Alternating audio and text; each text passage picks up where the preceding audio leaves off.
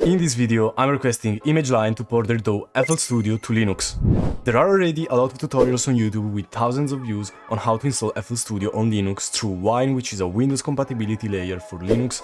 But this is not the ideal way because Wine is not perfect, there are some bugs, there are some glitches, so that's really not the optimal way to run flstudio on Linux. The optimal way is to have an flstudio native version for Linux. There are a lot of people that are requesting flstudio to Linux natively, ranging from their official forum to Reddit posts from their subreddit and other music production subreddits. And Linux is not a small operating system anymore only for nerds. Linux has grown to around 4.45% with a growth graph looking more like a mountain than anything else. And Linux is becoming more user-friendly by the day, and that's one of the reasons why people are switching to Linux in mass. And more companies are starting to support Linux, and ImageLine will be the first company with a huge DAW to support Linux.